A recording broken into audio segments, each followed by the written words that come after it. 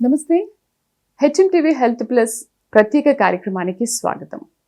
Rehabilitation అనేది రోగికి operation జరిగిన తర్వాత సరిగ్గా ఉండలేని పరిస్థితి, సరిగ్గా తినలేని, తాగలేని పరిస్థితి నెలకొంటుంది. పూర్తిగా మంచానికే పరిమితమైపోతూ ఉంటారు. మానసికంగా కూడా చాలా కృంగిపోతూ ఉంటారు. మరి అలాంటప్పుడే మనం వాళ్ళలో మనోధైర్యాన్ని నింపాలి. ఇందులో కుటుంబ సభ్యుల పాత్ర కూడా చాలా ముఖ్యమైనది. కానీ ఇంట్లో ఉన్న కుటుంబ సభ్యులందరికీ కూడా వాళ్ళల్లో మనోధైర్యాన్ని నింపే అవకాశం లేకపోతే అవగాహన ఉండి ఉండొచ్చు, లేకపోతే లేకపోవచ్చు కూడా. అందరికీ అలాంటి అవగాహన ఉండాలని లేదు కదా. మరి ఇలాంటి పరిస్థితుల్లో సైకాలజిస్ట్ పాత్ర అనేది చాలా ఇంపార్టెంట్. ఈ పరిస్థితుల్లో వాళ్ళు అనేది మనకి చాలా ముఖ్యమైన వాళ్ళు. మరి ఈ రోగి విషయంలో సైకాలజిస్ట్ల పాత్ర ఎలా ఉంటుంది? సైకాలజిస్ట్ కావ్య గారిని అడిగి తెలుసుకుందాం. యూజువల్గా మనం రీహాబిటేషన్ అన్న పదం వినగానే అది కేవలం ఆల్కహాల్ తీసుకున్న వాళ్ళకి విత్డ్రాల్ చేసేదే రీహాబిటేషన్ అనుకుంటాం. కానీ న్యూరో రీహాబిటేషన్ అన్నది స్ట్రోక్ వచ్చిన వాళ్ళకి హాస్పిటల్కి ఇంటికి మధ్యలో గ్యాప్ ఫిల్ చేసేది రీహాబిటేషన్. సో ఈ రీహాబిటేషన్లో ఫిజియోథెరపీ అవుతుంది, ఆక్యుపేషనల్ థెరపీ, స్పీచ్ థెరపీ, అలానే స్వాలో థెరపీ, ఇలాంటి వివిధ థెరపీలు యూజ్ చేసి పేషెంట్కి ఉన్న ఆ డిసార్డర్ ఏదైతే ఉందో, ఆ డిసెబిలిటీ ఏదైతే ఉందో దాన్ని ఓవర్కమ్ చేయడానికి మనం యూజువల్గా రీహాబిటేషన్స్కి వెళ్తాం. సో అందులో ముఖ్యంగా సైకాలజిస్ట్ పాత్ర ఏంటి? యూజువల్గా స్ట్రోక్ వచ్చాక మెమరీ లాస్ అన్నది స్ట్రోక్ పేషెంట్స్లో చూస్తాము. రోడ్ యాక్సిడెంట్స్ అయిన పేషెంట్స్లో కూడా యూజువల్ మెమరీ లాస్ని మనం చూస్తాం. రీహాబిటేషన్ సైకాలజిస్ట్ అన్న వాళ్ళకి కాగ్నిటివ్ రీకన్స్ట్రక్షన్ అన్న టెక్నిక్ యూజ్ చేసి, అలానే సిబిటి, ఆర్ఈబిటి ఇట్లాంటి చాలా వేరియస్ థెరపీస్ని యూజ్ చేసి వాళ్ళకున్న ఆ డిస్కంఫర్ట్ని ఈజ్ చేస్తారు. ఒకసారి హాస్పిటల్ నుంచి స్ట్రోక్ వచ్చినా, లేకపోతే ఏదైనా రోడ్ యాక్సిడెంట్ అయ్యి వచ్చిన తర్వాత రీహాబిటేషన్లో ఎప్పుడైతే పేషెంట్ అడ్మిట్ అవుతారో వాళ్ళకి యూజువల్గా ట్రెకియాస్టమీ అని ఒక ట్యూబ్ ఉంటుంది. సో ఈ ట్రెకియాస్టమీ ట్యూబ్ వల్ల ఏంటంటే వాళ్ళకి ఊపిరి తీసుకోవడానికి అదొక సోర్స్ అన్నమాట. సో ఈ ట్యూబ్ ఉండడం వల్ల మాట బయటకి రాకపోవచ్చు. ఆ మాట బయటకి రావట్లేదన్న ఏదైతే బాధ ఉంటుందో ఆ బాధను వాళ్ళు బయటకి వ్యక్తపరచలేరు. అది చేయలేకపోవడము, కనీసం దాన్ని ఎక్స్ప్రెస్ చేయలేకపోవడంతో ఆ పేషెంట్ చాలా కృంగిపోతూ ఉంటారు. సో ఎప్పుడైతే సైకాలజిస్ట్ ఇంటర్వెన్షన్ ఉంటుందో వాళ్ళు అట్లీస్ట్ నాన్ వర్బల్గా కమ్యూనికేట్ చేయడం, వాళ్ళకి పాజిటివ్ టాక్తోని వాళ్ళని మోటివేట్ చేయడము, ఓకే ఒక రోజుకి మనం బెటర్ అవుతాము, ఇట్లా ఆక్సిజన్ ఇట్లా మెయింటైన్ చేయాలి అని వాళ్ళని మోటివేట్ చేయడం వల్ల పేషెంట్ బెటర్ ఫీల్ అవుతారు. కొన్ని కేసెస్లో ఈ ట్యూబ్స్ ఏం లేనప్పుడు కొన్ని అసెస్మెంట్స్ చేస్తామన్నమాట, ఎంఎంఎస్సి. సో ఇట్లాంటి అసెస్మెంట్స్ చేయడం వల్ల ఏంటంటే పేషెంట్కి కాగ్నిషన్ ఏ లెవెల్లో ఉందో మనకు అర్థమవుతుంది. ఆ కాగ్నిషన్ ఏ లెవెల్లో ఉందో అర్థమయ్యాక కాగ్నిటివ్ రీకన్స్ట్రక్షన్ అనే టెక్నిక్ని యూజ్ చేసి వాళ్ళకి ఉన్న మెమరీని స్టేబుల్ చేయడం కానీ, ఎక్కువ మెమరీ లాస్ అవ్వకుండా బ్రెయిన్ మళ్ళీ నార్మల్గా ఫంక్షన్ అవ్వడానికి హెల్ప్ చేస్తాం. ఇదే కాకుండా వాళ్ళకి డిప్రెషన్ స్కేల్స్ యూజ్ చేస్తాము, యాంగ్జైటీ స్కేల్స్ యూజ్ చేస్తాము. ఇట్లాంటి డిఫరెంట్ స్కేల్స్ యూజ్ చేయడం వల్ల పేషెంట్ యొక్క మానసిక పరిస్థితి ఎలా ఉందో మనం తెలుసుకోగలుగుతాం. కొన్నిసార్లు కుటుంబ సభ్యులకి వాళ్ళ కుటుంబంలో ఉన్న వాళ్ళు బెడ్ మీద ఉన్నారు అన్నది యాక్సెప్ట్ చేసుకోవడం కూడా చాలా కష్టంగా ఉంటుంది. కొన్నిసార్లు అది వాళ్ళకి కూడా చాలా డిస్హార్టనింగ్ ఉంటుంది. అట్లాంటప్పుడు వాళ్ళకి కూడా కౌన్సిలింగ్ సెషన్స్ ఇవ్వబడతాయి.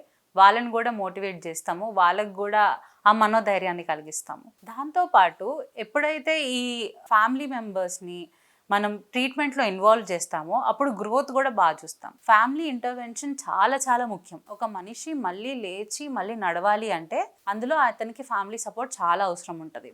సో ఫ్యామిలీ సపోర్ట్ ఎలా చేయొచ్చు అంటే కుటుంబ సభ్యులకి ఫస్ట్ ఎక్స్ప్లెయిన్ చేస్తాం. ఇట్లాగా వాళ్ళ స్కోర్ ఏంటి, డిప్రెషన్ ఏ లెవెల్లో ఉన్నారు, ఎంత యాంగ్షియస్ ఫీల్ అవుతున్నారు, ఎందుకు కాగ్నిషన్ లేదు, ఎందుకు కాన్సన్ట్రేట్ చేయలేకపోతున్నారు, మనం చెప్పింది ఎందుకు మర్చిపోతున్నారు, ఇవన్నీ మనం ఒకసారి కుటుంబ సభ్యులకు గనక ఎక్స్ప్లెయిన్ చేయగలిగి వాళ్ళు అర్థం చేసుకుంటే అప్పుడు మనకి ట్రీట్మెంట్లో వాళ్ళ హెల్ప్ కూడా ఉంటుంది. అండ్ అది కూడా చాలా సహాయం ఇస్తుంది అనమాట మనం ఇది కంప్లీట్ చేయడానికి, ఈ ట్రీట్మెంట్ మొత్తం. ఒక్కసారి పేషెంట్ని మనం ఇంత మోటివేట్ చేసి నడవడం స్టార్ట్ చేసిన తర్వాత మనం వాళ్ళ ఇంటికి వెళ్ళిన తర్వాత కూడా ఈ చుట్టుపక్కల వాళ్ళు వచ్చి అయ్యో ఇలా అయ్యిందంట కదా అని అడగడం కూడా కొన్నిసార్లు పేషెంట్కి చాలా బాధ కలిగిస్తుంది. సో ఫస్ట్ వాళ్ళని ఆ సిచ్యువేషన్ యాక్సెప్ట్ చేపిస్తాం. ఓకే మనం ఇక్కడ నుంచి బయటపడ్డాము అన్న కాన్ఫిడెన్స్లోకి ఆ పేషెంట్ వచ్చాక వాళ్ళని ఇంకా బెటర్గా ఎలా అవ్వాలి, ఇంటికి వెళ్ళిన తర్వాత అసలు వేరే వాళ్ళు అడిగినప్పుడు సమాధానం ఎలా చెప్పాలో కూడా మేము వాళ్ళకి సలహాలు ఇస్తూ ఉంటాము. సో దానివల్ల ఏంటంటే వాళ్ళలో కాన్ఫిడెన్స్ ఒకటే బూస్ట్ అవ్వడం కాదు, ఫ్యూచర్ వాళ్ళు వెళ్ళి వర్క్ చేయాలన్నా మళ్ళీ సొసైటీలోకి వెళ్ళాలన్నా వాళ్ళకి అది చాలా నార్మల్గా ఉంటుంది. ఎందుకంటే వాళ్ళకి ఈ ట్యూబ్స్ ఇవన్నీ ఉండడము, ఒకళ్ళు స్టాండ్ పట్టుకొని నడవడము, స్టిక్ పట్టుకొని నడవడము, ఇవన్నీ వాళ్ళు ఒక ఇంపైర్మెంట్ లాగా చూస్తారు. నాకే ఎందుకు ఇలా అయ్యింది, నాకే ఎందుకు స్ట్రోక్ వచ్చింది, నాకే ఎందుకు ఒక సైడ్ ఆఫ్ బాడీ పనిచేయట్లేదు, చెయ్యి కదలట్లేదు. సో ఇవన్నీ వాళ్ళ మనసులో చాలా బలంగా నాటుకుపోయిన విషయాలు అయ్యింది. తర్వాత ఎప్పుడైతే వాళ్ళు సొసైటీలోకి వెళ్తారో ఆ హాస్పిటల్ ఎన్వైర్న్మెంట్ని దాటి, వాళ్ళకి అది చాలా కష్టంగా ఉంటుంది టు యాక్సెప్ట్. అసలు నేను బయట సమాజం నన్ను ఎట్లా యాక్సెప్ట్ చేస్తుంది అన్న క్వశ్చన్లో వాళ్ళు ఉంటారు. కాబట్టి పేషెంట్తో పాటు వాళ్ళ కుటుంబ సభ్యులకు కూడా కౌన్సిలింగ్ ఇచ్చి వాళ్ళు అక్కడికి వెళ్ళిన తర్వాత ఎట్లాంటి సపోర్ట్ పేషెంట్కి ఇవ్వాలి అన్నదాన్ని కూడా ఫ్యామిలీకి ఎక్స్ప్లెయిన్ చేస్తాం.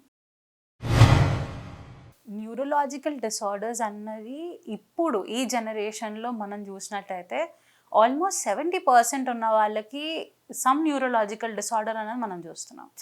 నేను రీసెంట్గా చూసిన కేసెస్లో ఒక 7 years బాబుకి స్ట్రోక్ వచ్చింది. ఒకప్పుడు స్ట్రోక్ అన్నది 60 years వాళ్ళకి వచ్చేది అన్న భావనలో మనం ఉండేవాళ్ళం, కానీ 7 years బాబుకి కూడా మనం చూస్తున్నాం. అది ఫుడ్ హ్యాబిట్స్ వల్ల కావచ్చు, జెనెటిక్ వల్ల కావచ్చు, దేర్ మెనీ రీజన్స్. కానీ ఎప్పుడైతే ఈ స్ట్రోక్ అన్నది లీడింగ్ కాజ్గా మన దగ్గర మారిపోతుందో, మనం దాన్ని ఐడెంటిఫై చేసి ముందుగానే దాని గురించి ప్రాపర్ డయట్ హ్యాబిట్స్ చేంజ్ చేసుకొని, మనకి ఎప్పుడైనా ఎక్కువ స్ట్రెస్ అనిపించినప్పుడు సైకాలజిస్ట్తో డిస్కస్ చేయడము, సైకాలజీ సెషన్స్ తీసుకోవడము, దాన్ని కనుక మనం నార్మల్ చేసుకుంటే ఈ ఎక్కువ స్ట్రెస్ లేకపోవడం వల్ల మనకు హైపర్ టెన్షన్ ఉండదు. సో దానివల్ల మనం ఈ స్ట్రోక్కి లోన్ అయ్యే ఛాన్సెస్ చాలా తక్కువ ఉంటుంది. సో ఫస్ట్ ఆఫ్ ఆల్ ఒక మనిషి ఎందుకు స్ట్రెస్ తీసుకొని నా బాధ నేనే పడాలి, నాకు చెప్పుకోవడానికి ఎవరు లేరు అని ఇంకా మనం అదే జనరేషన్లో ఆగిపోతే కనుక, ఎట్లా అయితే ఫారిన్ కంట్రీస్లో స్ట్రోక్ అన్నది second leading cause of death, మన దగ్గర కూడా అంతే అయిపోతుంది. సో మనం ముందుగా దాన్ని జాగ్రత్త పడాలి.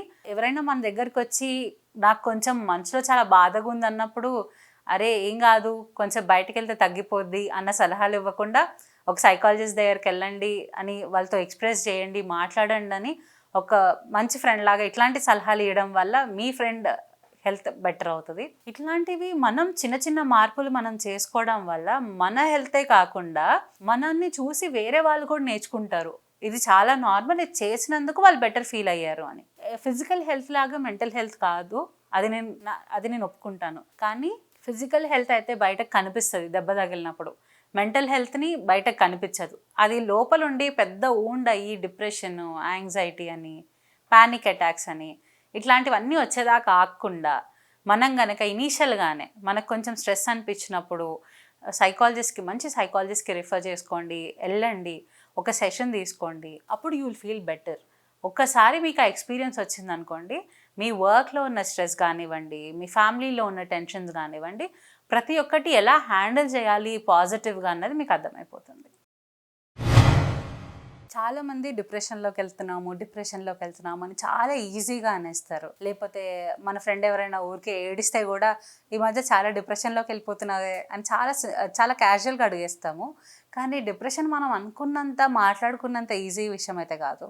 అది ఎంతమంది ప్రాణాలు తీస్తుంది, ఎన్ని సూసైడ్స్ అవుతున్నాయి, మనం రోజు ఎన్ని చూస్తున్నాము. ఇవన్నిటిని అరికట్టాలన్నా లేకపోతే ఇవన్నీ మనం అర్థం చేసుకోవాలన్నా ఉట్టి గూగుల్ సెర్చ్ చేయడము, లేకపోతే ఎవరైనా డిప్రెషన్లో ఉన్నారని మనకు చెప్పంగానే పర్వాలేదు తగ్గిపోద్దిలే ఒక 2 రోజులు ఆగితే, అదేం జ్వరం కాదు తగ్గిపోవడానికి, అదొక ఇమోషన్. సో ఆ ఎమోషన్ని మనం ఎప్పుడు ఎక్స్ప్రెస్ చేయగలుగుతున్నామో రైట్ పర్సన్కి, ఆ రైట్ పర్సన్ ఇచ్చే సలహాని ఎప్పుడైతే తీసుకుంటామో అప్పుడు మనం బెటర్ ఫీల్ అవ్వడం స్టార్ట్ చేస్తాం. అప్పుడు మన సొసైటీ కూడా బెటర్ అవుతుంది. ఎంతసేపు మనం ఏడ్చితే నెక్స్ట్ రోజు బెటర్ ఫీల్ అయిపోతావు, నీకు ఎంత ఏడవాలని ఉందో ఏడ్చేసేయి అని చెప్పడము, లేకపోతే ఏం కాదు, కొంతమంది ఫ్రెండ్స్ అయితే బయటకు వెళ్దాం, తాగితే తగ్గిపోద్ది అని చెప్పే వాళ్ళు కూడా ఉన్నారు. అట్లాంటి సొసైటీని మనం బిల్డ్ చేసుకుంటున్నాం. కానీ బై ది ఎండ్ ఏంటి, డిప్రెషన్ వచ్చింది, డిప్రెషన్ ఎవరికి ఎక్స్ప్రెస్ చేయలేకపోయారు, ఎందుకంటే అందరు నవ్వుతున్నారు దాని గురించి. ఎక్స్ప్రెస్ చేయలేక ఒకరోజు సూసైడ్ చేసుకున్న రోజు అప్పుడు మనం బాధపడతాం, అరే ఆ రోజు నాకు నా ఫ్రెండ్ చెప్పాడు ఈ కష్టం వచ్చిందని, కానీ నేనే ఏం కాదులేరా తగ్గిపోద్దని చెప్పాను. సో అప్పుడు మనం బాధపడి ఏం చేసాము, ఒక లైఫ్ని కాపాడలేదు. సో ఇన్స్టెడ్ ఆఫ్ దిస్ మనం చేయగలిగింది ఏంటి? ఇంతమంది సైకాలజిస్ట్ ఉన్నారు, మనం ప్రోగ్రెసివ్ కంట్రీలో ఉన్నాం, మనకు ఆన్లైన్ సైకాలజీ సెషన్స్ దొరుకుతున్నాయి. ఒక సైకాలజిస్ట్ని కన్సల్ట్ చేయండి. అసలు ఏ లెవెల్ ఆఫ్ డిప్రెషన్ ఉందో వాళ్ళు అసెస్ చేస్తారు, దాని తర్వాత వాళ్ళు మీకు హెల్ప్ చేస్తారు, రైట్ వేలో గైడ్ చేస్తారు. సో సర్జరీ తర్వాత రోగిని డైరెక్ట్గా ఇంటికి తీసుకెళ్లకుండా కుటుంబ సభ్యులు రీహాబిలిటేషన్ సెంటర్కి తీసుకెళ్తే వాళ్ళలో మనోధైర్యం పెరిగి ఇంకా ధైర్యంగా ఉంటారని కావ్య గారు చెబుతున్నారు. మరి దీనికి సంబంధించి ఎటువంటి సందేహాలున్నా కూడా డాక్టర్ గారిని అడిగి వాళ్ళల్లో మీరు మనోధైర్యాన్ని నింపుతారు కదా. ఇది ఇవాల్టి అంశం. మరొక అంశంతో మళ్ళీ కలుద్దాం. చూస్తూనే ఉండండి 24 గంటల ఆరోగ్య సంజీవిని HMTV హెల్త్ ప్లస్.